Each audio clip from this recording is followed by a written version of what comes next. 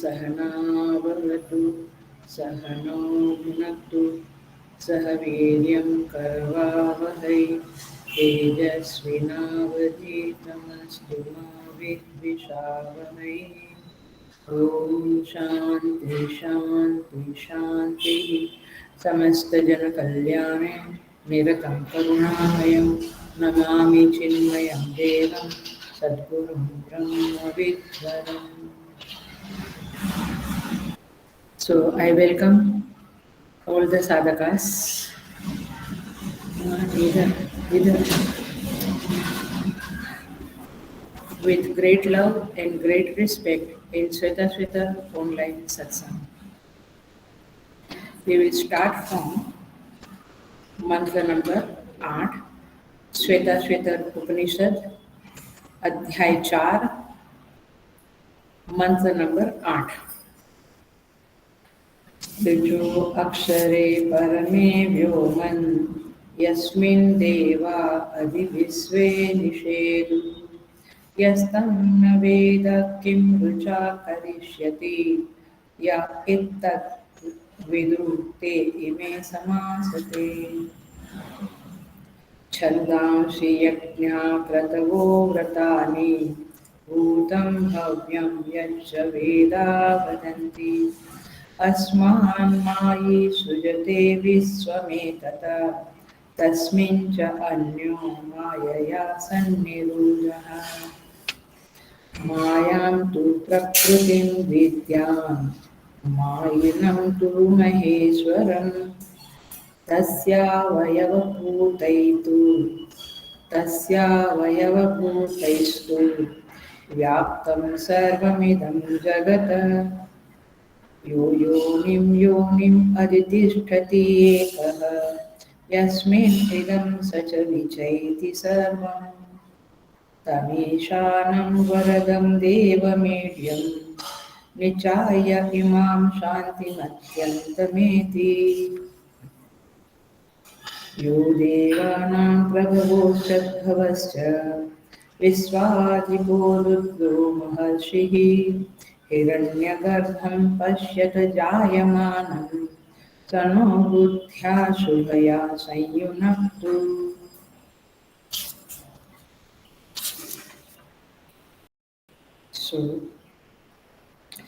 पिछले क्लास में हमने देखा यस्मिन जिसमें सारी ऋचाएं उस परम व्योम परम गुफा हृदय रूपी गुफा के अंदर विराजमान अक्षर पुरुष में सब कुछ रहता है, ऋचाएं रहती है और देवा अधिविश्वे निषेधु संपूर्ण वेद स्थित है और समस्त देवगण भी उस परमात्मा में स्थित है। यस्तम न वेद किम ऋचा करिष्यति, लेकिन उस परमेश्वर को यदि नहीं जाना तो फिर वेद क्या करेगा। वेद तो उस परमात्मा के बारे में बताता है, लेकिन यदि आप उस परमेश्वर को नहीं जाना तो वेद की ऋचा क्या करेगी। यह इत्तद्विदुः इमे समासते, और कहते हैं कि जो उसको जानते हैं, जिसने उस परमात्मा को जान लिया, वे उसमें स्थित हो जाते हैं। क्लियर। जिन्होंने नहीं जाना उसको वेद क्या कर सकता है, और जिन्होंने जाना वे लोग उस परमात्मा में स्थित हो जाते हैं। ये पिछला क्लास था, आज का क्लास का मंत्र है नंबर 9। अब देखिए उसी टाइप की बातें हैं। छंदांसि यज्ञाः क्रतवः व्रतानि भूतं भव्यं यत् च वेदा वदन्ति अस्मात् मायि सृजते विश्वम् एतत् तस्मिन् च अन्यः मायया सन्निरुद्धः। सो देखते हैं, इसमें मुख्य वाक्य है, आप ध्यान से देख लो। मुख्य वाक्य है माई सृजते, तीसरी लाइन में है माई सृजते। माई माने परमात्मा, सृजते माने सर्जन करते हैं, सर्जन करते हैं। किसका सर्जन करते हैं? सृजते माने सृजन करते हैं, बनाते हैं, रचना करते हैं। किसका रचना करते हैं? छंदांसी, छंदांसी माने वेद, छंद माने वेद, छंद माने छंद भी होता है लेकिन वेद, वेदों की रचना करते हैं। छंदांसी माने बहुवचन है, प्लूरल है। यज्ञाः, यज्ञों की रचना करते हैं।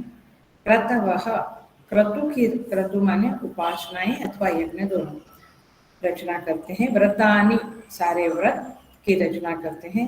भूतम भव्यम यच्च माने भूत, वर्तमान और भविष्य काल की पदार्थों की रचना करते हैं। वेदा वदन्ति, ऐसा वेद कहते हैं। सो वेद ऐसा वर्णन करते हैं कि वे परमात्मा इस तरह से इन चीजों की रचना करते हैं, सृजन करते हैं। अस्मात् मायि सृजते विश्वम एतत्, यहाँ पे दो शब्द आए, अस्मात् मायि सृजते, ये एक वाक्य बना। हमें भी वह सर्जनहार, हमारी भी रचना करते हैं, सर्जन करते हैं। विश्वम एतत् सृजते मायि, और ये एतत् विश्व, इस विश्व की भी रचना करते हैं। आप देखना लाइन पकड़ में आ रही है, मतलब तीन वाक्य बने। मायि सृजते, मायि छंदांसि यज्ञाः क्रतवः व्रतानि भूतं भव्यं यच्च वेदा वदन्ति सृजते, जो भी वेद कहते हैं सब कुछ की रचना करते हैं, नंबर 1। नंबर 2, अस्मात् मायि सृजते, हम सबको भी ये महेश्वर, ये परमात्मा हम सबका भी सर्जन करते हैं। विश्वम एतत्, और इस विश्व की भी मायि सृजते, विश्व की भी ये परमात्मा रचना करते हैं।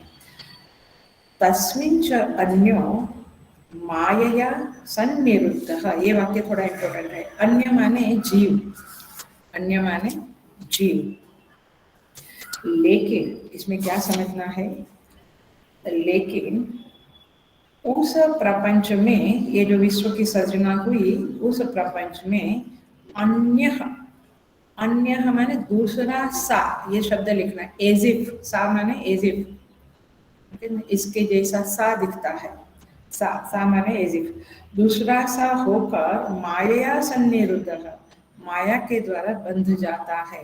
वो परमात्मा ही जीव रूप होकर माया के द्वारा बंध जाता है।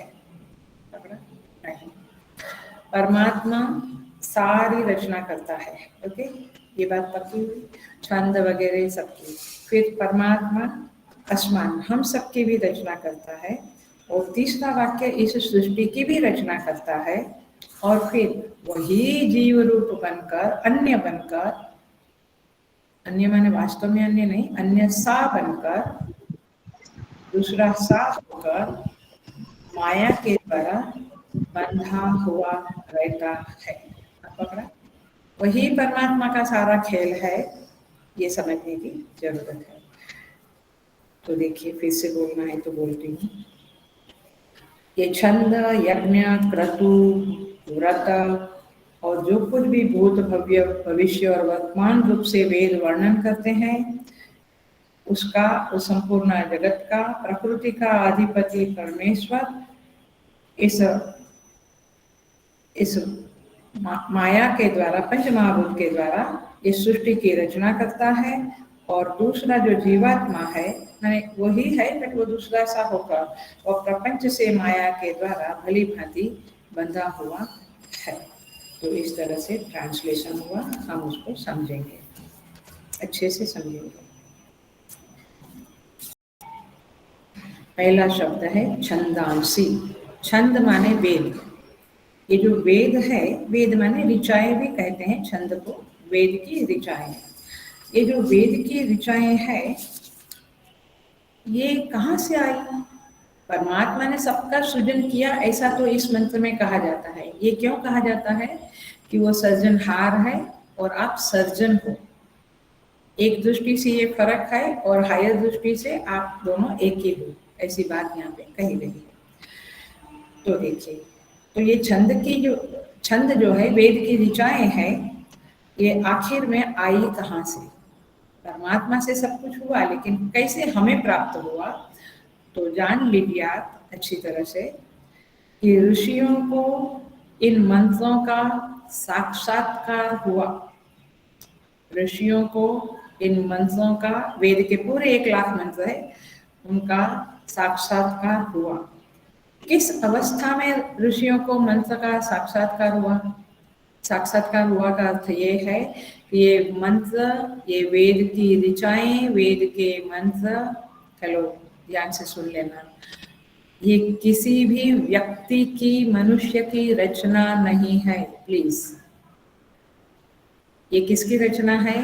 परमात्मा की रचना है, लेकिन उसको ऋषियों ने परसीव किया। आई थिंक इंग्लिश में बेटर वे में समझ सकेंगे। परसीव किया। They have not written the mantras, they have not created the mantras.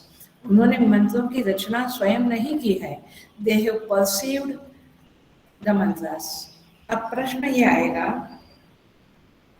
इसका अर्थ ये है कि ये मंत्र पहले से है, इसलिए उसको कहते हैं नियता। उसका एक नाम है जो याद रहे तो आपको बहुत एक समझ प्राप्त होगी। नियत अनुपूर्वी वेद राशि। नियत अनुपूर्वी, ये पहले से ही है, पूर्व से ही है। नियत अनुपूर्वी वेद राशि, ये कब से है? ये अनंत काल से है और नियत है। नियत है माने उसमें कोई फर्क नहीं पड़ता है। उसमें कोमा का, फुल स्टॉप तो दूर की बात है, कोमा का भी फर्क नहीं रहता है। पहले जैसा है वैसा का वैसा आज भी है। तो उसका इन ऋषियों ने साक्षात्कार किया, रियलाइजेशन किया, परसीव किया। कैसे किया? ये क्वेश्चन आता है। समाधि में किया? नहीं, ध्यान में किया। ध्यान और समाधि अलग अलग है। नहीं पता है तो फिर कभी किसी लेक्चर में मैं पूरा समझाऊंगी अच्छी तरह से। समाधि में नहीं किया, ध्यान में किया। क्योंकि समाधि अवस्था क्या है? जहाँ पे चित्त वृत्ति निरोध, चित्त की वृत्तियों का निरोध हो जाता है, माने वृत्तियों का व्यवहार वहाँ पे शांत हो जाता है। वृत्तियां है लेकिन व्यवहार शांत है, और इसीलिए उन वृत्तियों के द्वारा कुछ व्यवहार, कुछ कार्य नहीं होता है। लेकिन ध्यान में क्या है? तत्व प्रत्यय एकतांता। पतंजलि महर्षि ने इसकी डेफिनेशन की है, व्याख्या की है।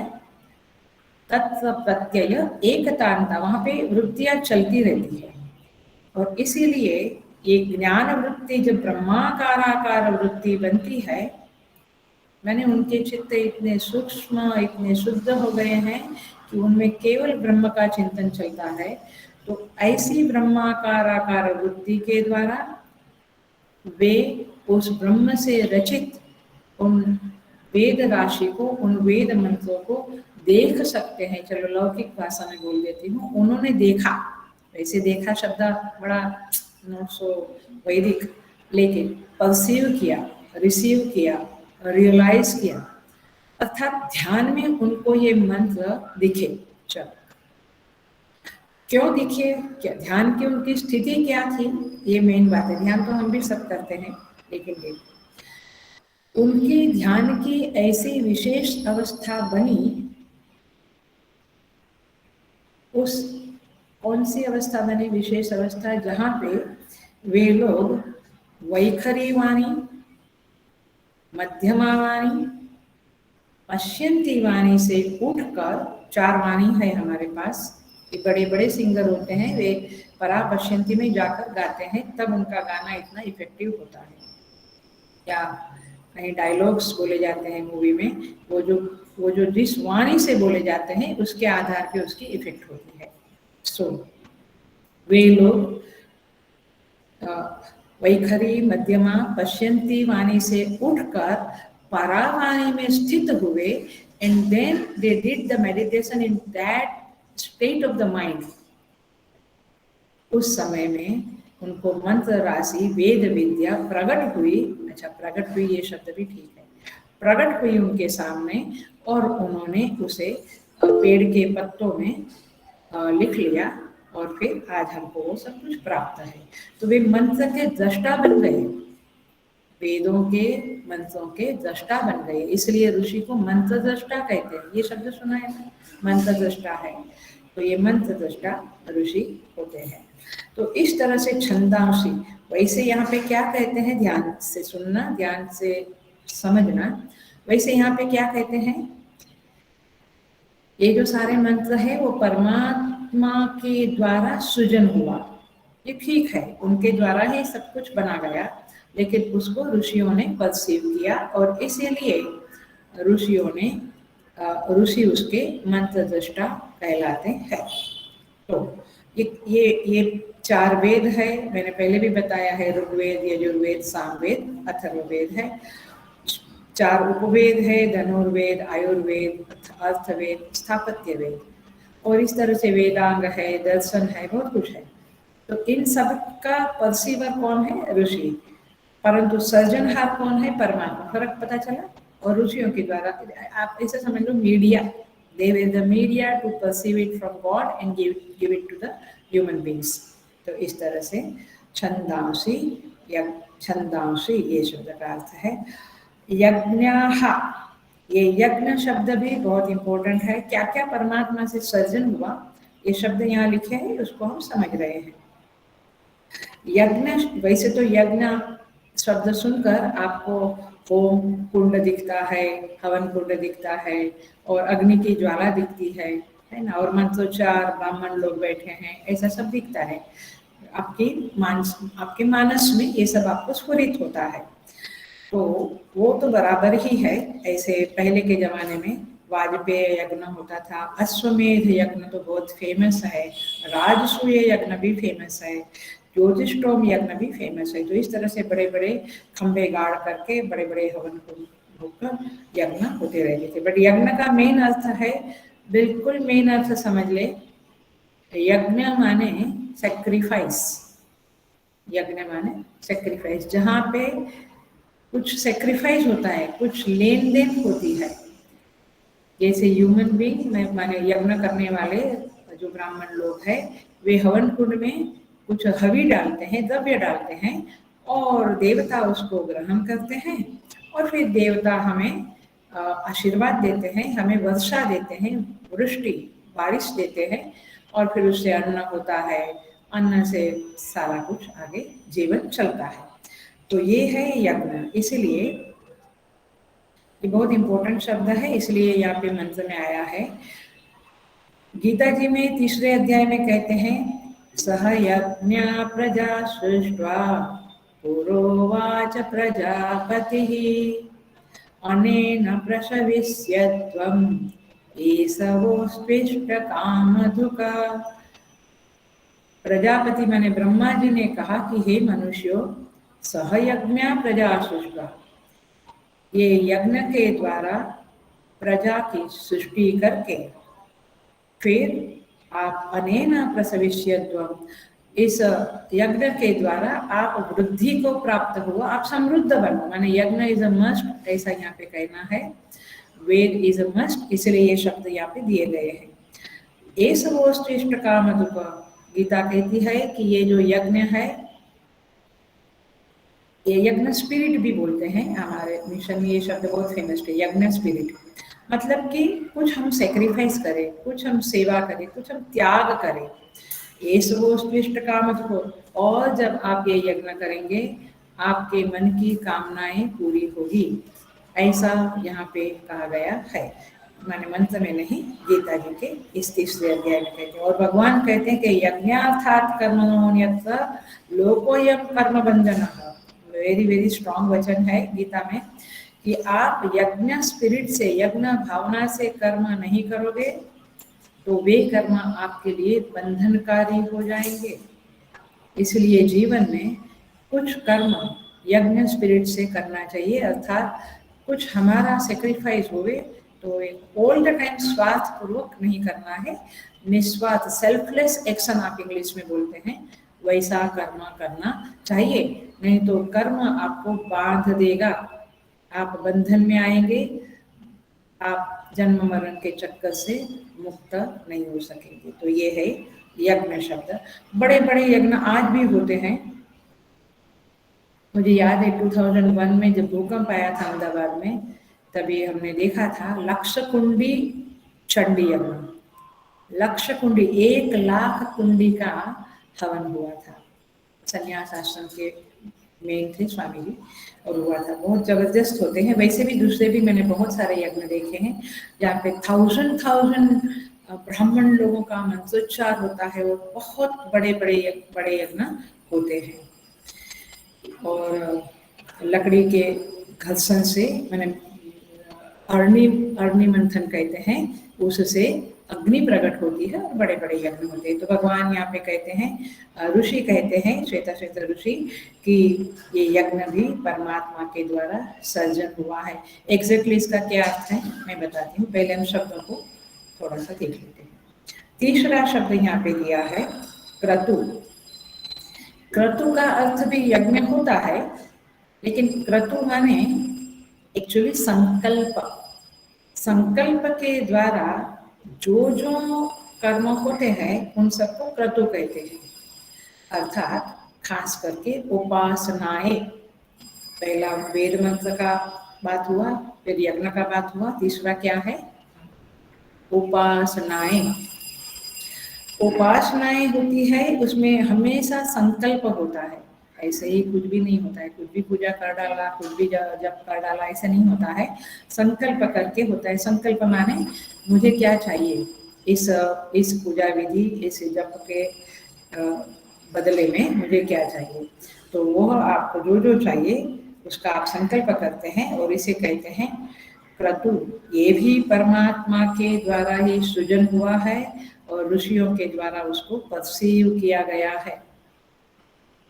आपको याद होगा ईशावास्य उपनिषद में कहते हैं, वायुर अनिलम अमृतम अथेदम भस्मान्तगम शरीरम ओम क्रतो स्मर कृतगम स्मर, क्रतो स्मर कृतगम स्मर। याद है ईशावास्य का अंतिम का मंत्र है, 16वां 17वां मंत्र है। वहां पे कहते हैं कि मृत्युशैया पे है साधक और कहता है वायु अनिलम अमृतम अथेदम भस्मान्तगम शरीरम। ये वायु माने ये प्राण जो है वह निकल जा रहे हैं, अमृत में चले जा रहे हैं, माने परमात्मा में जावे, ऐसा साधक भावना करता है। और ये शरीर भस्मान्तगम हो जावे, ये शरीर भस्म हो जावे अग्नि में डाल के। ओम क्रतो स्मर कृतगम स्मर। साधक कहता है, हे मेरे मन, आए मेरे मन, क्रतोस्मर कृतगम स्मर। क्रतोस्मर माने तुम्हारे दिल में क्या इच्छा है उसको याद करो। स्मर माने स्मरण करो। अथवा क्रतु शब्द का अर्थ, क्योंकि सारे क्रतु सारे संकल्प परमात्मा से उत्पन्न है, इसलिए परमात्मा का स्मरण करो। अथवा तुम्हारे मन में क्या संकल्प है उसका स्मरण करो। जैसे किसी के मन में संकल्प होता है कि अगले जन्म में मुझे ऐसा चाहिए वैसा चाहिए, जो भी है आप उसका स्मरण करो। और कृतगम स्मरण, जो जीवन में आपने किया है, अच्छे कर्म किए हैं, उसका भी स्मरण करो, क्योंकि मृत्यु के समय जिसका स्मरण होगा वैसा आगे का जन्म होगा। तो साधक उसमें कहता है क्रतो स्मर कृतगम स्मर, जो जो उपासनाएं जब तक किया है सबका आप स्मरण करो।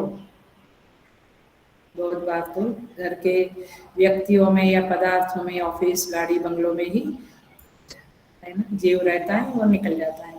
नहीं, ईशावास्य उपनिषद की स्तुति बहुत सुंदर है। ये कहती है जीव को परमात्मा का स्मरण करना चाहिए, अथवा अच्छे अच्छे जो जब तक दान धर्म हमने किया है जीवन भर उसका स्मरण करना चाहिए, और आगे क्या चाहिए उसका स्मरण करना चाहिए। तो इस तरह से यज्ञ कर्म जो है वो वैदिक कर्म है, और क्रतु शब्द उपासनाओं के साथ जाता है, वो भी वैदिक है बट उपासनाएं हैं। चौथा शब्द है व्रतानि। व्रत, व्रत माने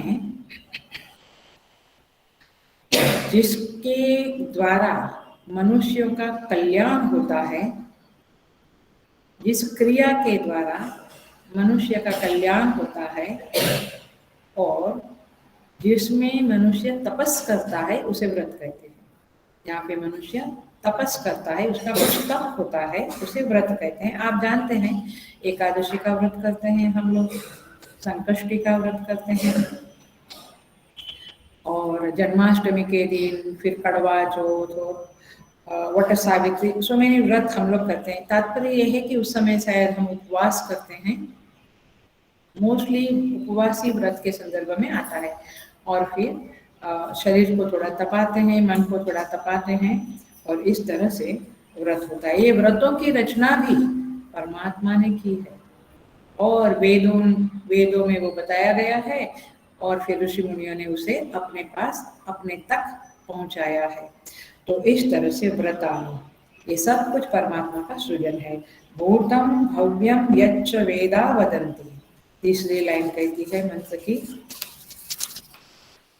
भूतम, सेकंड क्वार्टर कहता है भूतम भव्यम यच्च वेदा वदन्ति। ये भूतम भव्य माने जो भूतकाल में हुआ, जो भविष्य काल में होगा, और जो वर्तमान काल में है, ये सारा कुछ जो कुछ भी वेद कहता है, वेद ही उसमें प्रमाण है, ये सब कुछ परमात्मा के द्वारा बनाया गया है। क्या अर्थ है उसका? अर्थात परमात्मा ने वेदों को बनाया, वेदों के द्वारा हमें बताया गया। इसलिए श्रीमद् भगवद गीता का तीसरा अध्याय पुनः कहता है अन्नात् भवन्ति भूता, अन्नात् भवन्ति भूतानि, पर्जन्यात् अन्न संभवः, यज्ञात् भवति पर्जन्यः, यज्ञ कर्म समुद्भवः, कर्म ब्रह्मोद्भवं विद्धि ब्रह्माक्षर समुद्भवं, तस्मात् सर्वगतं ब्रह्म नित्यं यज्ञे प्रतिष्ठितम्। कहते हैं अन्न कैसे बनता है, अरे मनुष्य कैसे बनता है? अन्नात् भवन्ति, अन्न के द्वारा। अन्न कैसे बनता है? वृष्टि के द्वारा, पर्जन्य के द्वारा। और पर्जन्य कैसे आता है? पर्जन्य माने बारिश। यज्ञात् भवति पर्जन्य, यज्ञ करते हैं तो बारिश आती है। और यज्ञ कहाँ से आया? वेद में बताए हुए कर्म के द्वारा यज्ञ की उत्पत्ति हुई। और ये वेद में बताए हुए कर्म कहाँ से आए? माने कर्म कहाँ से आए? तो वेद के द्वारा आया। कर्म ब्रह्मोद्भवम विद्धि, और वेद कहाँ से आया? ब्रह्म के द्वारा आया। तो समझ में आया पूरा क्रम? पूरा जो कुछ भी हमारे पास ये सारा है, ऐसे यज्ञ करो, ऐसे व्रत करो, ऐसे शास्त्र पढ़ो, ये सारी चीजें वेदों के द्वारा आई है, और वेद परमात्मा के द्वारा आया है। तस्मात् सर्वगतम ब्रह्म नित्यम ब्रह्मे यज्ञे प्रतिष्ठितम्। तो ये सर्वगतम ब्रह्म, ये ब्रह्म ही सर्वत्र छाया हुआ है, माने हर क्रिया में परमात्मा विराजमान है। सो इस तरह से पहली लाइन का हमने थोड़ा ट्रांसलेशन किया, अथवा थोड़ा एक्सटेंशन किया, एनालिसिस किया। तीसरा क्वार्टर है अस्मान माई सृजते विश्वम एतत्, माने माई अस्मात् सृजते, माई माने वो परमेश्वर, मायापति, मायाधिपति, वो अस्मात् सृजते माने हमारा भी सर्जन करता है, और विश्व में तत्, ये विश्व का भी सृजन करता है। अब अस्मात् शब्द में हमारा भी सृजन है, ये एक अर्थ है, और दूसरा अर्थ है अस्मात् माने वेदों के द्वारा सृजन करता है। पकड़ा? माने भगवान के पास सर्जन का संविधान क्या है? वेद। तो वेदोक्तात् वेद वचनात्, वेद में जैसा कहा है वैसा ही परमेश्वर ये सृष्टि का सर्जन करता है। कैसे समझे हम इसको? वेद में क्या बताया है? क्या भगवान को ये कहा है कि आप यह थोड़ा लेना, ये मिट्टी लेना, वो सृजन करना? ऐसा नहीं। वेदों में जो कानून बताए हैं उसके मुताबिक परमात्मा की सृष्टि होती है। माने परमात्मा कभी किसी को गरीब घर में जन्म देता है, किसी को श्रीमंत, कोई गोरा, कोई काला, कोई बुद्धिमान, कोई मूर्ख। ये सब कुछ जो होता है वो वेद ने जो कानून बनाए हैं कि किस जीव को किस कर्म का क्या फल मिले। पकड़ा आपने? वेद ने जो कानून बनाए हैं किस कर्म का किस जीव को क्या फल मिले, उसके मुताबिक ये कर्म फलदाता माई, मायाधिपति, माई माने मायाधिपति परमेश्वर ईश्वर सृष्टि का सर्जन करता है, माने जीवों को जन्म मरण देता है। तो अब कैसे है वो देखेंगे आगे, बट अभी तो मुझे ऐसे ही वाक्य बोलना पड़ेगा। तो इस तरह से सृष्टि जो बनती है वो परमात्मा ने वेद के जरिए बनाई, माने माया के जरिए बनी सृष्टि, बट वेद के अनुसार बनी, अकॉर्डिंग टू द वेद आज्ञा, वेदाज्ञा के मुताबिक परमात्मा ने सृष्टि बनाई है। इसलिए भूतम भव्यम भविष्यम च सर्वम वेदात् प्रसिद्ध्यते, सब कुछ वेद से ही प्रसिद्ध है। अच्छा, सबका नाम रूप भी वेद ने बनाया है। ओहो, हम तो समझते हैं कि नाम रूप तो हम बनाते हैं।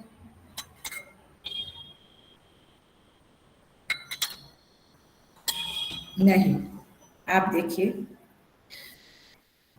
इसको कहते हैं, उसका एक वाक्य है, यथा पूर्वम अकल्प्यत, जैसे पहले जैसे कहा है वैसा ही आज तक चला आ रहा है। क्या कहा है? जो दिन में चमकता है, प्रकाश देता है, उसका नाम सूर्य है। वो अनंत काल से उसका नाम सूर्य ही है। भैया अभी नेवर थॉट कि हम बदल डाले, हम नहीं बदलते हैं, कोई बदल ही नहीं सकता है उसका नाम। मैंने आप इंग्लिश वाली बात छोड़ो, बट वेदों ने सबके नाम और रूप और कर्म सब कुछ डिस्टाइन करके रखा है, फिक्स करके, नियत अनुपूर्वी सब नियत करके रखा है। तो पूर्व सृष्टि के अनुसार राम जी के समय में, त्रेता युग में भी, द्वापर युग में श्री कृष्ण जी के समय में भी सूर्य को सूर्य भगवान ही कहा जाता था। आज भी सूर्य भगवान ही कहा जाता है। तो देवताओं के नाम, परमात्मा के नाम, सब कुछ उस समय से चलते हैं। पूर्व सृष्टि के अनुसार ही नाम रूप चलते हैं।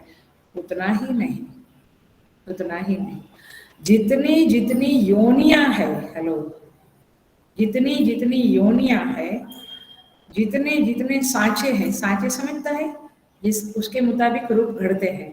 वो सांचे में मिट्टी डालता है तो उस प्रकार का घड़ा बनता है, नहीं तो छोटा सा लैंप बनता है, नहीं तो फ्लावर वास बनता है। तो सांचा, उसको सांचा, सांचा शब्द समझता है? नहीं समझता है। सांचा माने जिसमें मटेरियल, जो उपादान है, मटेरियल वो डाल दिया तो उसके टाइप का बन जाता है।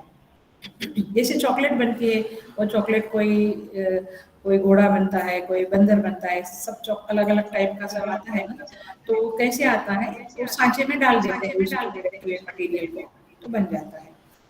तो सारे सांचे जो है वो परमात्मा के नियत अनुपूर्वी है। सब कुछ जैसा का तैसा अनंत काल से सब चलता है। कैसे? वेदों के आज्ञा के अनुसार। अर्थात पिकॉक है, माने मोर है, अथवा बंदर है, कौवा है, कोयल है, चिड़िया है, मनुष्य है, सर्प है, एवरीथिंग 84 लाख योनियां है। वृक्ष है, जैसे पपीता का वृक्ष, आम का वृक्ष, गुलाब के फूल का, माने जो भी है, मोगरा, जितनी चीजें हैं इस सृष्टि में, सारा का सांचा जो पहले है वैसा ही चला आ रहा है। आप लोग उसका ये करते हो, क्या बोलते हैं उसका, हाइब्रिड ना, वो अलग बात है। बट मूलतः परमात्मा ने वेदों में इस सब का वर्णन है और उसके मुताबिक ही परमात्मा सृष्टि बनाता है। तो वेद परमात्मा के चक्षु है, ऐसा कहते हैं, वेद चक्षु है। उस चक्षु से देखकर परमात्मा ये सृष्टि का निर्माण करते हैं, मैंने परमात्मा के अधिष्ठानता में प्रकृति इस सृष्टि का निर्माण करती है। तो इसलिए कहते हैं वेदों में येषु विषयेषु यथा वेदा वदन्ति, येषु विषयेषु यथा वेदा वदन्ति तथैव प्रमाणम। जिस विषय में वेद जो कहते हैं वही प्रमाण है। तो वेद ऑथोरिटी है, हमारा ग्रंथ ऑथोरिटी है। तो वेद वदनात्, तो अस्मात् शब्द का अर्थ है इसमें से माई सृजते, माने वेदों के मुताबिक, वेदों के कहे मुताबिक सृष्टि का सृजन परमात्मा करते हैं। चल में आ रहा है। वैसे तो समझ लें, आप बोलेंगे ये वेदांत के संदर्भ में कैसे बोले इसको, तो कूटस्थ है, कूटस्थ होने पर भी परमात्मा माया की उपाधि के द्वारा सर्व सृष्टित्व उसमें उपपन्न होता है। मैंने वैसे ईश्वर सृजनहार नहीं है, लेकिन माया की उपाधि के संदर्भ में उसके अंदर सर्व सृष्टि का सर्जन करने का टाइटल उत्पन्न होता है। यदि ऐसा न कहते तो साक्षात ईश्वर में जगत कारणता आ जाती थी अथवा जगत कारणता हो जाती थी, परंतु वास्तव में जगत कारणता ईश्वर में नहीं है, माया की उपाधि के कारण ही वह ईश्वर सृजनहार कहा जाता है। यहाँ जो माई सृजते शब्द है वो टिपिकल वर्ड है, माई। क्यों उधर नहीं लिखा कि भगवान विष्णु ने बनाया या ब्रह्मा जी ने? माई, क्योंकि माया पति, माया के सहारे ये जगत की रचना करते हैं। दूसरा अर्थ है अस्मान का, अस्मान माई सृजते का, यस्य वेदा वदन्ति तत्सृजते अस्मात् च सृजते, ये दूसरा अर्थ है। हमें भी बनाते हैं, हमें भी बनाते हैं मैंने ऋषि कहता है कि हम सबको भी अथवा ऋषियों को भी परमात्मा ही सर्जन करता है, सारी सृष्टि का सर्जन करता है, हमारा भी सर्जन करता है। तो कैसे? माने जो ऋषि होता है वो किसको कहते हैं? मंत्रदृष्टार ऋषि, मंत्रदृष्टार ऋषि ही, वो तो हमने कहा वो मंत्र की रचना करता है। आपको थोड़ा सा आइडिया होगा जब पूजा वगैरह करवाते हैं, पंडितों को घर में बुलाते हैं या मंदिर में करवाते हैं, तो जब संकल्प लेवाते हैं तो कैसे कहते हैं? जैसे पंचाक्षर मंत्र है ओम नमः शिवाय का, ऐसे कहते हैं ओम अस्य श्री शिव पंचाक्षर महामंत्रस्य वामदेव ऋषिः पंक्ति छंदः ईशानो देवता ओम बीजं नमः शक्तिः शिवायेति कीलकं चतुर्विध पुरुषार्थ सिद्ध्यर्थे जपे विनियोगः, कहते हैं ना। तो उसमें ऋषि का नाम आया। तो ऋषियों को भी परमात्मा ने बनाया है। और मंत्र है उपनिषद में ही कहते हैं यो ब्रह्माणं विदधाति पूर्वं यो वै वेदांश्च प्रहिणोति तस्मै तं हदेवात्म बुद्धि प्रकाशम मुमुक्षुर्वै शरणमहं प्रपद्ये। कहते हैं जिन्होंने पहले ब्रह्मा जी को बनाया और फिर वेदांश्च प्रहिणोति तस्मै, और ब्रह्मा जी को वेद का ज्ञान दिया। माने पहले ब्रह्मा जी ने उन वेदों के मंत्रों को रिसीव किया, परसीव किया, उनके सामने वेद मंत्र प्रकट हुए जो परमात्मा का सर्जन है। और फिर तम देवात्म बुद्धि प्रकाशम, ये ऐसे जो हमारी बुद्धि के प्रकाशक है और जिन्होंने ऐसे मंत्रों को दिया उनको मैं शरण जाता हूँ। कौन? मैं मुमुक्षु, मैं उनकी शरण जाता हूँ, ऐसा मंत्र है। तो यहाँ पे कहते हैं कि ऋषियों को भी परमात्मा ने बनाया और ऋषियों ने फिर, जैसे गायत्री मंत्र विश्वामित्र ऋषि ही, गायत्री मंत्र के ऋषि कौन है? विश्वामित्र। तो इस तरह से हर एक मंत्र के ऋषि होते हैं, सारे ऋषियों को भी परमात्मा ने। आगे बढ़ते हैं, तीसरा वाक्य देखते हैं इस मंत्र में। आपने पकड़ लिया होगा माई सृजते, ये मेन वाक्य है। फिर माई क्या सृजते? छंदांसी, क्रतु, यज्ञ, ये सब माई सृजते। अस्मात्, वेदों को और ऋषियों को भी माई सृजते। और अब कहते हैं एतत् विश्वम माई सृजते, ये सारा विश्व भी मायापति मायाधिपति परमेश्वर बनाते हैं। अब प्रश्न होता है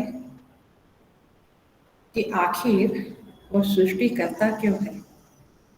परमात्मा, कई बार हम लोग जब कंटाल जाते हैं तो बोलते क्या ये जगत क्यों बनाया भगवान ने, बोलते हैं ना ऐसा।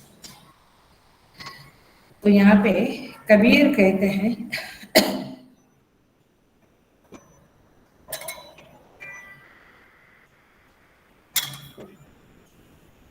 कबीर कहते हैं काहे का ताना काहे का बाना काहे की भरनी। आगे आगे सुंदर है उनका भजन। कहते हैं कि ये जो कपड़ा बुनते हैं ना जुलाहे लोग, तो उसमें ताना बाना होता है। समझते हैं ताना बाना? समझे नहीं सकते? जो कपड़ा है उसमें एक ऐसा आड़ा होता है और एक सूत ऐसी होती है, एक सूत ऐसी होती है ना? हाँ, उसको ताना बाना बोलते हैं हिंदी में। सो जो सूत बनती है उसमें ताना बाना है। तो sut is equal to like a prapanch. आप ऐसे कल्पना करो और ऐसे रिसीव करो। तो ये प्रपंच रूप पट है। पट माने कपड़ा, वस्त्र, सूत। और उस कपड़े में क्या क्या है? ओ लाखों अनंत प्रकार की डिजाइन है। डिजाइन है कपड़े में। तो ये जो डिजाइन है वो क्या है? आप समझ लो ये सृष्टि रूपी पट है, सृष्टि रूपी ताना बाना है, कपड़ा है। और उसमें सूर्य, चंद्र, पहाड़, समुद्र, वृक्ष, अनेक प्रकार की योनियां, ये सारा कुछ क्या है? डिजाइन है। हेलो, डिजाइन है। ये धरती है, ये तारे हैं, ये नक्षत्र है, बहुत कुछ है। ये सब कुछ क्या है?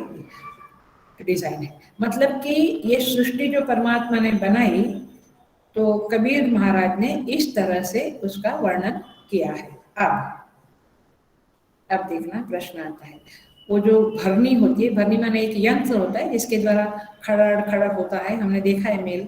तो वो कपड़ा बुनता जाता है, बुनता जाता है उसके अंदर। तो यहाँ पे क्वेश्चन करते हैं कि परमात्मा ने कैसे बनाया होगा? अच्छा, आपका क्लासिक एग्जाम्पल भी ले सकते हैं आप। कुम्हार ने घट बनाए, घड़े बनाए, तो कुम्हार के पास चाक है, डंडा है। सो इस तरह से प्रश्न आता है। तो जरा सा 5 मिनट आप बोर नहीं होना। एक टच करती हूँ शब्दों को, वेदांत के शब्दों को, मैंने थोड़ा गहरे शब्दों को।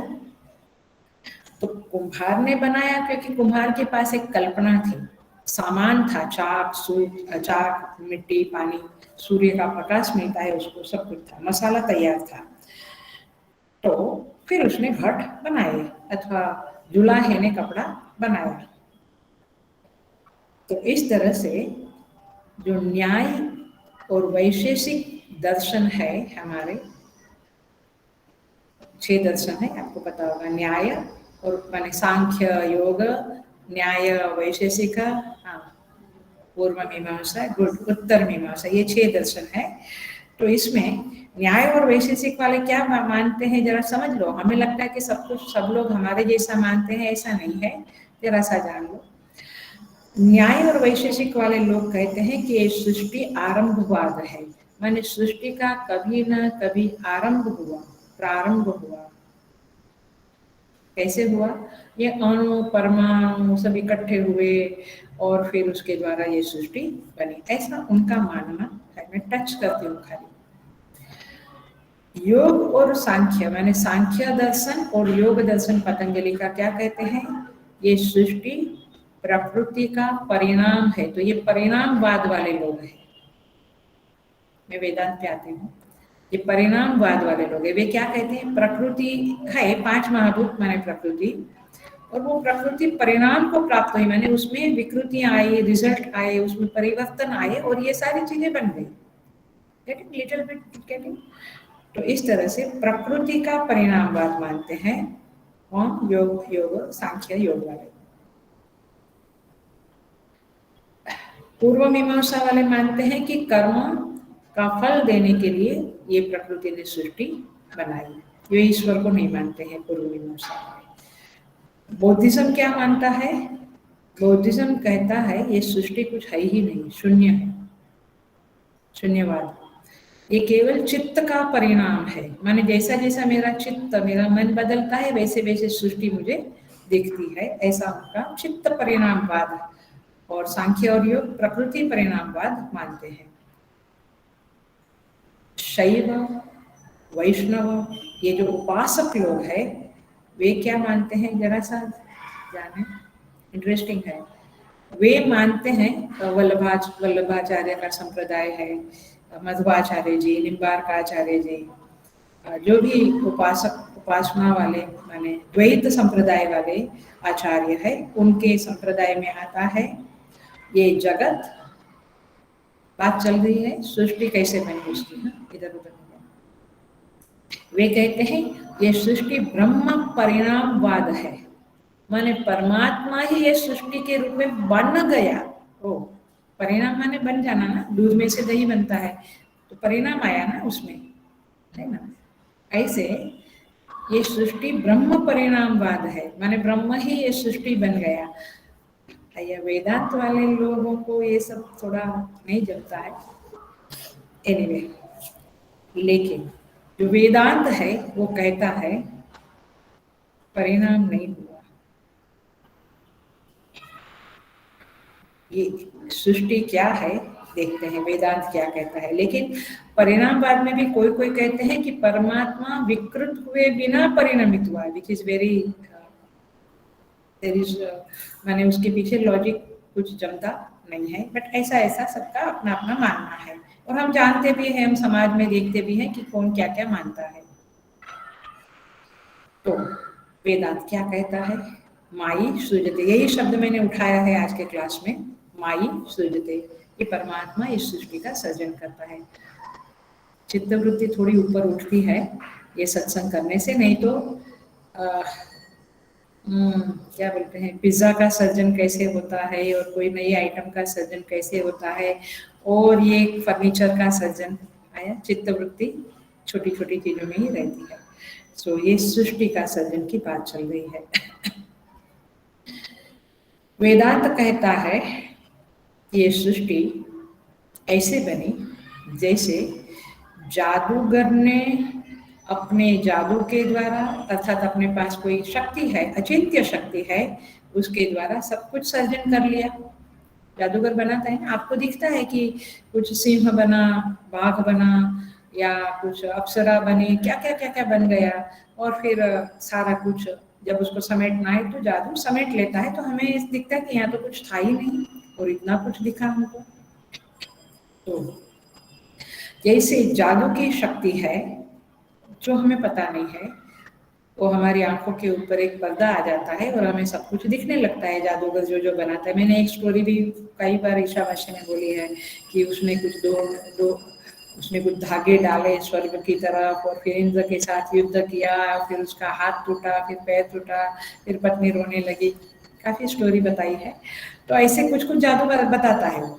ऐसे ये परमात्मा की जो माया रूपी अचिंत्य शक्ति है, उसको अचिंत्य शक्ति बोलते हैं, क्योंकि वो क्या है कैसी है उसका चिंतन नहीं कर सकते हैं, अनिर्वचनीय शक्ति है।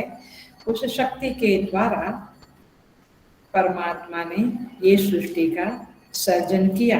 लेकिन सृष्टि कैसी है वेदांत में, बिल्कुल जादू के दृश्य के समान है। जादू का दृश्य कैसा होता है, प्रतीति होती है, केवल झूठा होता है, सच नहीं होता है, राइट। सच्ची में सिंह बन जाता था तो लोग ऑडियंस भाग जाता था उधर से। सच में कुछ नहीं होता है, केवल आंखों के ऊपर एक पर्दा होता है। सो इस तरह से एक परमात्मा रूपी तत्व में एक अभिन्न माया शक्ति उपाधि के द्वारा उपहित हुई, और फिर उस शक्ति के द्वारा, इसको ही आगे के मंत्र में कहा है देवात्म शक्ति गुणे ही निगूढ़म, देवात्म गुणे ही निगूढ़म, ये गूढ़ शक्ति है, उसके द्वारा अनिर्वचनीय शक्ति के द्वारा सब कुछ का सर्जन हुआ। इसे समझाने के लिए एक सुंदर मंत्र है, माई सृजते, ये मेन शब्द है, पकड़ के बैठे हो ना वही मंत्र शब्द को। कहते हैं निरूपादान संभ्रमम अभिक्ता वेद तन्वते जगच्चित्रं नमस्तस्मै कला श्लाघार्ह पूर्णैः।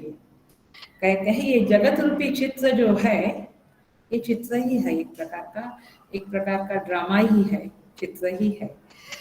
नमस्तस्मै कला श्लाघा, ये जगत रूपी चित्र की, ये पेंट करने वाले पेंटर को कला श्लाघा, इस कला की हम श्लाघा करते हैं, स्तुति करते हैं, प्रशंसा करते हैं। और नमस्तस्मै, उनको हम नमस्कार करते हैं। पूर्ण ही, वो कौन है? वो पूर्ण पुरुष है। वो परमात्मा ने जगत रूपी पेंटिंग बनाई है, जिसमें सूर्य चंद्र रूपी सारा कुछ पेंट किया गया है, और उस प्रभु को हम नमस्कार करते हैं। निरूपादान, वहां कोई उपादान नहीं है। देखो शिव महिमा में क्या पूछते हैं, याद आता है? किमिह किंकाय सखलु किमुपाय श्रीभुवनम, किमाधारो धाता सृजति किमुपादान इति च, अतर्क्यैश्वर्यै त्वय्यनवसर दुस्थो हतधिय, कुतर्कै कांश्चिन् कुतर्कोऽयं कांश्चिन् मुखरयति मोहाय जगत। बहुत सुंदर है शिव महिमा में। पुष्पदंत महाराज भगवान शिव का स्तुति करते हैं, बहुत सुंदरता से करते हैं। वहां पे पूछते हैं किमीह किंकाय, ये परमात्मा ने सर्जन किया, किमीह, इह माने इच्छा, उनकी इच्छा क्या थी, क्यों सर्जन किया? किम काया, उनकी काया क्या थी? माने पहली बात तो ये कि वो तो पूर्ण पुरुष है, तो उनको क्या इच्छा हुई सृजन करने की। नंबर 2, किम काया, जैसे कुम्हार की एक काया है, जुलाहे की एक काया है, उस शरीर के द्वारा वो काम करता है, शरीर के द्वारा वो काम करता है। तो किम काया, तो किमिह किम काया सखलु किमुपायश त्रिभुवन, उन्होंने किस उपाय के द्वारा, माने उपाय माने जैसे कुम्हार के पास चाक रहता है, जुलाहे के पास भरनी रहती है, तो इस तरह से किस उपाय के द्वारा उन्होंने ये सृष्टि की सर्जना की। त्रिभुवनम, तीनों भुवन की रचना कैसे की? उनका तो शरीर नहीं है, निराकार है। किमाधारो धाता, और कुम्हार तो है, वो जमीन पे बैठता है, कुछ आधार है, लेकिन परमात्मा ने सृष्टि बनाई तो किस आधार पे बैठ के बनाई? Are you getting the point? किस आधार पे बैठ के बनाई? किमाधारो धाता सृजति किम उपादान इति च, जैसे कुम्हार को मिट्टी उपादान है, जुलाहे को ताना बना उपादान है। उपादान माने मटीरियल कोर्स, एक है मटेरियल कोर्स और एक माने उपादान कारण और एक है निमित्त कारण। तो किस उपादान से उन्होंने ये सृष्टि बनाई? ख्याल में आता है प्रश्न? माई सृजते शब्द है हमारा, इसमें शिव महिमा का रेफरेंस करती हूँ मैं कि कैसे उसने सृष्टि बनाई। अतर्क्यै स्वर्यै त्वयवनवसरदुष्टो हतधिय, लेकिन लोग कुछ अलग मतांतर है, परमात्मा ने सृष्टि कैसे बनाई, क्यों बनाई, कब बनाई, एटसेट्रा के बारे में। लेकिन कांश्चिन मुखरयति मोहाय जगत, और कुछ जगत को मोहित करते हैं अपने अपने मतांतर की बातें करके। लेकिन वेदांत इज वेरी क्लियर, वेदांत माने उत्तर मीमांसा इज वेरी क्लियर। उत्तर मीमांसा के आचार्य है वेद व्यास जी, वेरी क्लियर है। वे कहते हैं कि ये जगत रूपी चित्र इन्होंने बनाया है, लेकिन निरूपादान, कोई उपादान नहीं है। संभ्रमम अभिक्ता वेद तन्मते, उस तस्वीर, उस पेंटिंग बनाने के लिए कोई भिंत नहीं है। भिंत माने दीवार नहीं है, अथवा पेंटिंग का वो जो कपड़ा रहता है वो नहीं है, हाथ नहीं है, रंग नहीं है, लेकिन उन्होंने ये तस्वीर बना डाली। इसी को गोस्वामी तुलसीदास जी महाराज कहते हैं, शून्य भित्ति पर चित्र, शून्य भित्ति माने दीवार, शून्य भित्ति पर चित्र, रंग नहीं, तनु बिनु, रंग भी नहीं है, शरीर भी नहीं है, और वो जो पेंट करने के लिए जो चाहिए वो भी नहीं है। लिखा चितेर, ये चितेरा कैसा है, ये पेंटर कैसा है, उन्होंने कैसे ये, क्योंकि शुरुआत में तो कुछ नहीं था, पंचमहाभूत तो बाद में आया है ना, कैसे उन्होंने ये सब कुछ बनाया होगा, अकल्पनीय। Are you getting a little bit into परमात्मा कि कैसा है भगवान। हम तो उनको मोर मुकुट वाला और त्रिशूलधारी ऐसे सब कुछ बोलते हैं, वो आकार वाली बात ठीक है, वहीं से ही हम निराकार में जा सकेंगे। लेकिन आप सोचिएगा, पीछे पीछे पीछे जाके सोचिएगा कि कैसे उसने सृष्टि बनाई होगी। लेकिन वेदांत कहता है कि वास्तव में सृष्टि कुछ बनी नहीं है। हेलो, वो ऐसा है, यस, जैसे रज्जू के ऊपर सर्प दिखता है और उस सर्प का पेट दिखता है, पूंछ दिखती है, मुंह दिखता है, आंख दिखती है, वास्तव में कुछ है नहीं।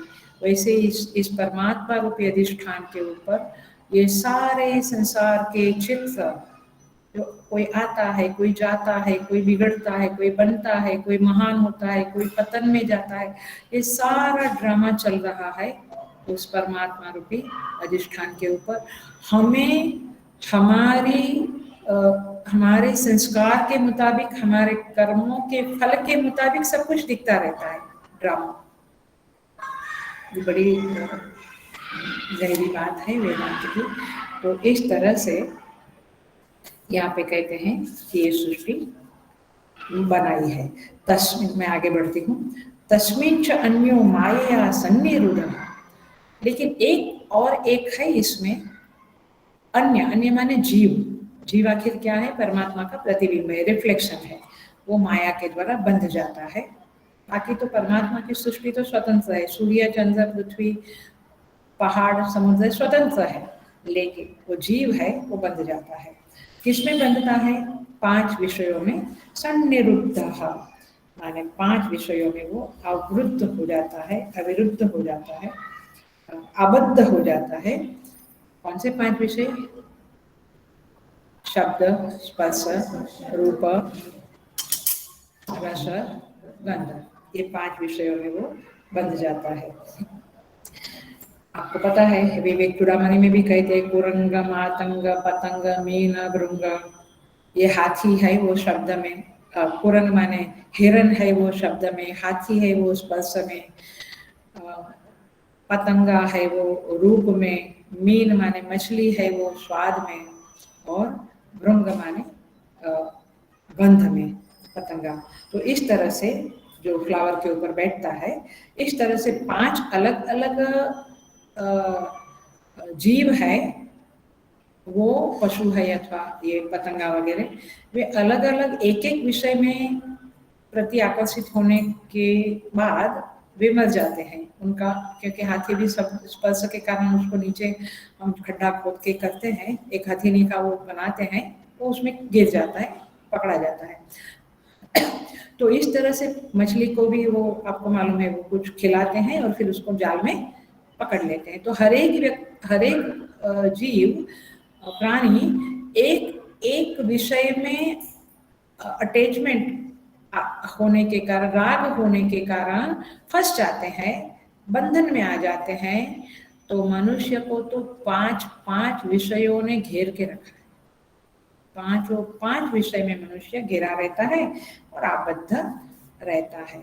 तो इस तरह से माई सृजते, परमात्मा ये सृजन करते हैं, और फिर जो प्रकृति है वो तो स्वतंत्र है, लेकिन ये जीव जो है माने अपरा प्रकृति इन परा प्रकृति, जीव इसमें बंध जाता है। ऐसा कहते हुए ऋषि आगे बढ़ते हैं, हम भी आगे बढ़ते हैं। 10वें मंत्र में ऋषि कहते हैं कि ये माया क्या है। ऋषि कहते हैं मायां तो प्रकृतिम विद्यात्। माया क्या है? प्रकृति। और मायिनम तो महेश्वरम, ये माई कौन है? प्रकृति का अधिपति स्वामी महेश्वर माने परमात्मा है। तस्य अवयव भूतैहि तु, उसका, उस प्रकृति के अथवा उस परमात्मा के अवयव भूत से, अवयवों के द्वारा व्याप्तम सर्वम इदम जगत, सारा जगत व्याप्त है। अर्थात सिंपली आप अपने चित्त में ये ग्रहण करो, परमेश्वर है, उसकी माया रूपी, माया है माने जो प्रकृति है, और उस प्रकृति के जो अवयव है, परमात्मा को अवयव नहीं है, वो निरवयव है। ये प्रकृति के जो अवयव है, माने आकाश, वायु, अग्नि, जल, पृथ्वी अवयव है, उसके द्वारा सारा जगत व्याप्त हुआ है। अब ऋषि आपको वो सर्जन जो है उसको आपके चित्त में उभार रहा है। Are you getting the point? पहले ऋषि ने क्या उभारा? उस परमात्मा ने सृष्टि बनाई, इस बात को उभारा आपके चित्त में, इंजेक्ट किया, चलो उभारा शब्द में। अब ऋषि आगे बढ़ के क्या कहता है? वो जो सर्जन हुआ, वो सृष्टि हुई, वो कैसी है, किसके द्वारा है? तो अब सर्जन की बात करते हैं कि माया का अवयव भूत हेतु व्याप्तम सर्वम इदम जगत। अब थोड़ा सा माया के ऊपर आ गए हैं, पिछले मंत्र में माई के ऊपर थे, अब माया के ऊपर आ गए हैं ऋषि। तो ये माया क्या चीज है, देखते हैं उसको। विवेक चूड़ामणि नाम का एक सुंदर ग्रंथ है भगवान शंकराचार्य जी का, बड़ा ही बड़ा वॉल्यूमिनस बोलते हैं ना, ऐसा ग्रंथ है, 500-600 श्लोकों वाला। वहां पे माया का वर्णन करते हैं आचार्य। अव्यक्त नाम्नी परमेश शक्ति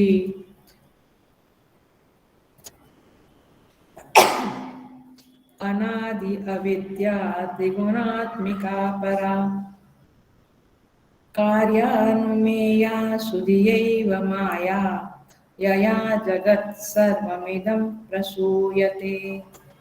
कहते हैं ये माया क्या है? यया जगत सर्वम प्रसूयते, ये सारा जगत माया के द्वारा उत्पन्न हुआ है अथवा व्याप्त हुआ है। माया ही सर्वत्र व्याप्त है। लेकिन ये माया कैसी है, सबको नहीं समझता है इस माया के बारे में। किसको समझता है? कार्यानुमेया सुधिया एव माया। सुधिया माने बुद्धिमान लोग है, सुधी पुरुष है, विद्वान लोग है, शास्त्रज्ञ लोग है, उनको कार्यानुमेया, उन्होंने भी प्रत्यक्ष माया को नहीं देखा। कार्य अनुमेया, अनुमेया माने अनुमान शब्द मालूम है ना, इन्फरेंस, अनुमान का ही क्या बोलेंगे इसको, कर्मणि प्रयोग है, पैसिव वॉइस, अनुमेया। कार्य, सृष्टि का कार्य देखते हुए उसका अनुमान किया बुद्धिमान लोगों ने कि माया नाम की कोई चीज है। आया? ऐसे माया किसी को दिखती नहीं है, लेकिन माया का जो कार्य है, माया ओरिजिनली नहीं दिखती है, उसका जो इफेक्ट है, कार्य है, उसके द्वारा सुधियैव, सुधिया एवं महापुरुषों ने, विद्वान पुरुषों ने उसको जाना। ऐसे जाना उसको, अव्यक्त नाम्नी परमेश शक्ति। अव्यक्त नाम्नी, वो कैसी है? अव्यक्त है, माने मैनिफेस्टेड नहीं है, अनमैनिफेस्टेड है। अनमैनिफेस्टेड माने अव्यक्त है, दिखती नहीं है, न व्यंजते इति, वो दिखती नहीं है। परमेश शक्ति, ये परमात्मा की शक्ति है, परमात्मा की शक्ति है। अनादि अविद्या त्रिगुणात्मिका परा, ये अनादि है। उसके कितने लक्षण बताए जा रहे हैं श्लोक में, विवेक चूड़ामणि में। अव्यक्त है, परमात्मा की शक्ति है, अनादि है, अविद्या है और त्रिगुणात्मिका है। कितने हुए? 5 हुए। अव्यक्त, परमेश्वर की शक्ति, अनादि, अविद्या, त्रिगुणात्मिका, ये उसके लक्षण बताए हैं इस माया के विवेक चूड़ामणि में। अनादि अविद्या है, ये अनादि है और अविद्या रूप है। त्रिगुणात्मिका है, सत्व, रज और तमोगुण वाली है। आप कल्पना करें, सारी सृष्टि में जो कुछ भी तमाशा चल रहा है, तमाशा ही है आखिर में, वो तमाशा किसका है? सत्वगुण, रजोगुण, तमोगुण। हमारे अंदर भी वो तमाशा चल रहा है, हम भी उस तमाशाई के रूप में है और दुनिया भी तमाशा के रूप में है, त्रिगुणात्मिका। और अविद्या माने ignorance is all, ignorance is pervaded everywhere, सर्वत्र अज्ञान परवेडेड है, व्यापक रूप में अज्ञान परवेडेड है। आई थिंक ये लेक्चर वाली बात नहीं है, इसको हम जीवन में देखते हैं एवरी नाउ एंड देन। हम कहते हैं माय गुडनेस इतना नहीं समझता है शायद वो भी कहता है कि माय गुडनेस इतना नहीं समझता है, मैंने सर्वत्र अज्ञान अज्ञान अज्ञान। वो अज्ञान तो है ही व्यवहार में, लेकिन जीव जगत और ईश्वर के बारे में भी सर्वत्र अज्ञान फैला हुआ है, पसरा हुआ है, अज्ञान का ही पसारा है ये। तो ये माया है आपकी। वैसे कहते हैं तत्वबोध में डेफिनेशन है ब्रह्माश्रया त्रिगुणात्मिका माया अस्ति। ब्रह्माश्रया माने ब्रह्मा के ऊपर आश्रित, माने माया का स्वतंत्र अस्तित्व नहीं है। Maya can not be alone there, it is always depending on Paramatma. परमात्मा के ऊपर आश्रित है, माने सुपरइम्पोजिशन है, ऐसे ही समझ लो। तो इस तरह से ये माया है, और यहाँ पे इस माया में सारे लोग फंसे हुए हैं। लेकिन कैसे बाहर निकले? वैसे तो तस्य अवयव भूतेषु व्याप्तम सर्वमिदं जगत कहा, लेकिन दो उपाय है जिसके द्वारा हम उससे बाहर निकल सकते हैं। संत लोग कहते हैं, आचार्य लोग कहते हैं कि एक है, उपाय बता रही हूँ, ये प्रैक्टिकल चीज बता रही हूँ कि हम इसके प्रैक्टिस कर सकते हैं। एक है, जगत को देखते हुए यदि हम माया के बारे में बहुत गहराई से सोच नहीं सकते हैं, तो जगत को देखते हुए आप उसके कारण में चले जाओ, माने हर चीज के कारण में चले जाओ। कारण माने कोज, CAUSE, कोज। अभी जगत जो दिखता है वो कार्य है, कार्य माने इफेक्ट है, लेकिन इस इफेक्ट को देखते हुए आप कोर्स की ओर जब जाएंगे तो आपके चित्त में जो खलबल है वो शांत हो जाएगी, माने आप मुमुक्षु जिज्ञासु के रूप में अवस्थित हो जाएंगे।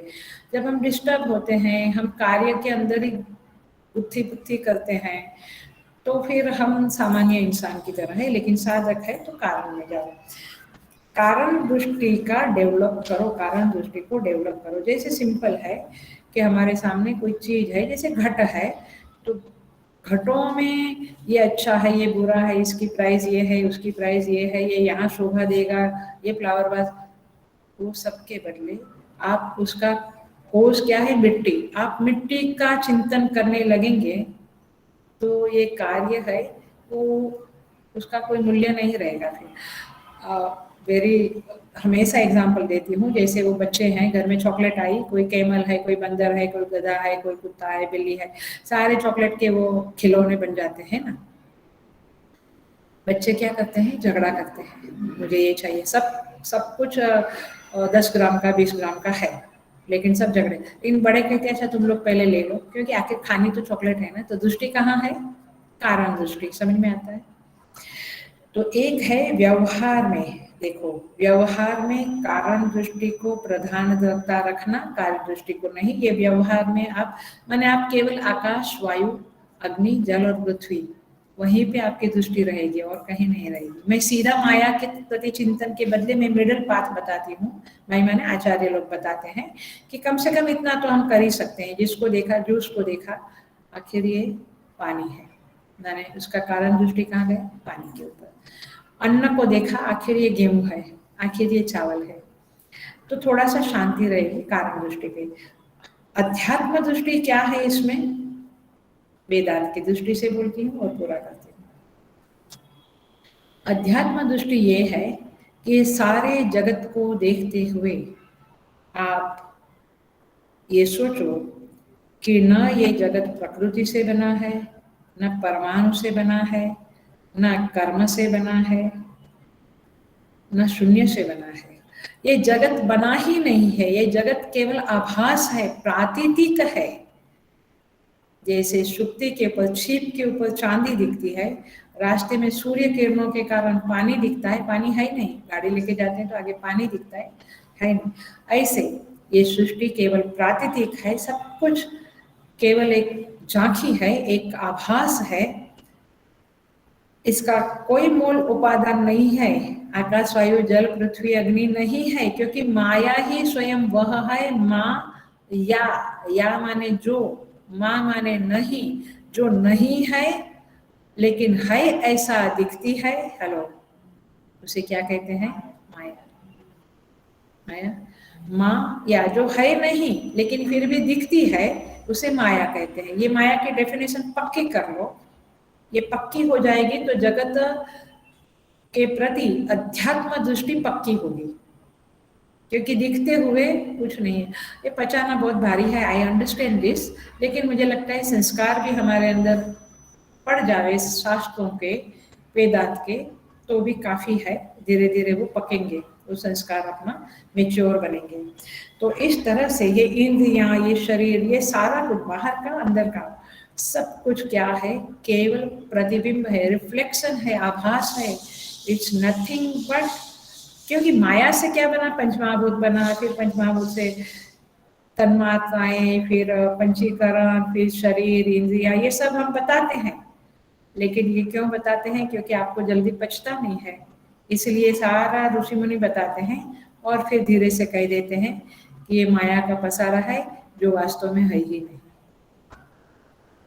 तो इसलिए यहाँ पे ये अध्यात्म दृष्टि ये है, और कारण दृष्टि वो है कि आप उसके कारण में थोड़े थोड़े चले जाओ। तो ये वैसा ही है जैसे जादूगर की जादू नगरी, ये जादू जादू ही है सारा कुछ। क्या बोलते हैं इसको इंग्लिश में, जादू को? एनीवे, तो जादू, ये जादू है सारा। हाँ ठीक है, जो भी है। सो ये है सृष्टि का माया, माई सृजते।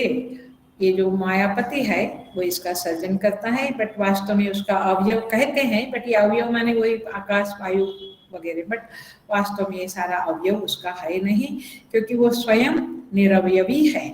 उनके अवयव, अवयव होता तो विकार होता था, अवयव नहीं है।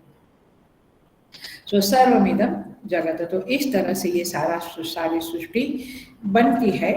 और हम उस क्या बोलते हैं, उस तमाशे में हम भी शामिल हो गए हैं, और हमारे भी आंखों के ऊपर पर्दा आ गया है। जैसा वो कहानी है, छोटी सी बता दूं।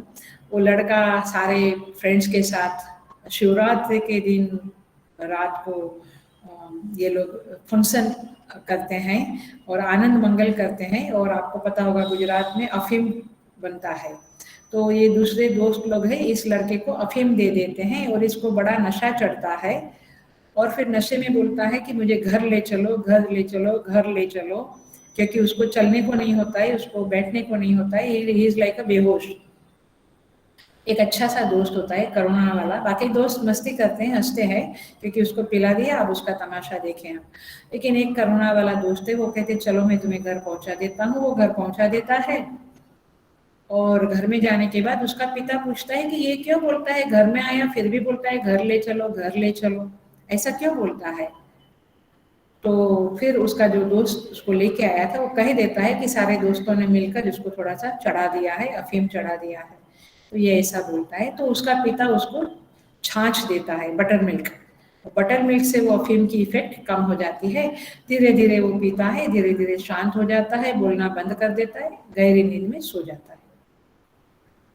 अब ये दोस्त कौन है? ये जगत है, जो हमको अफीम पिलाता रहता है, मिसगाइड करता है, मिसलीड करता है, कभी कभी हमारा मजाक, हम तमाशा ही बन जाते हैं, वगैरह वगैरह। वो मित्र जो घर ले गया वो कौन है? गुरु है। वो गुरु, उनको गुरु घर, घर माने क्या? हमारा जो मूल घर है, आत्मा, आत्म तत्व, परमात्मा, ये हमारा मूल घर है, वहां तक पहुंचाते हैं। और फिर पिता भी गुरु के समान है, जो हमें छाछ देता है, बटर मिल्क देता है, मतलब वो गुरु हमें शास्त्र का ज्ञान देता है, रोज रोज सत्संग करता है, शास्त्र सिखाता है। वो धीरे धीरे बच्चा, ये वो जो लड़का है, वो बोलना बंद करता है कि घर ले चलो, क्योंकि अब उसको मालूम पड़ गया कि मैं घर आ गया हूँ। वैसे जीव भी, साधक भी समझ जाता है कि अब मैं अपने घर में, खुद ही का जब उठा पर्दा, गजब एक माजरा देखा, जिसे मैं समझता था खुदा, वो खुद को ही जान गया कि मैं घर पहुंच गया हूँ। ऐसे इस माया से बाहर निकलने के रास्ते आगे दिखाएंगे, और हम उसको सत्संग करेंगे, उसका शास्त्र को पढ़ेंगे। परमात्मा की कृपा से हम भी प्रार्थना करें कि हमारा ये नशा उतर जावे, जो माया ने जो नशे में डाला है वो नशा हमारा उतर जाए, ये शास्त्रों की कृपा से, गुरुजनों की कृपा से। और हम अपने घर में ही है हम, लेकिन हमको लगता है कि हम घर में नहीं है, इसलिए हम उपाय करते हैं कब हम घर पहुंचे, मैंने आत्मा को पावे, परमात्मा को पावे। ये सारा सब नशा का मामला है, माया रानी का खेल है। प्रभु हमें बचावे और हमें घर पहुंचावे, यही प्रार्थना के साथ आज का सत्संग हम यहीं पे समापन करते हैं। अगले गुरुवार को फिर मिलेंगे। God bless you all. ओम पूर्णमदः पूर्णमिदं पूर्णात् पूर्णमुदच्यते पूर्णस्य पूर्णमादाय पूर्णमेवावशिष्यते। ओम शांति शांति शांति। हरि ओम। श्री गुरुभ्यो नमः। हरि ओम।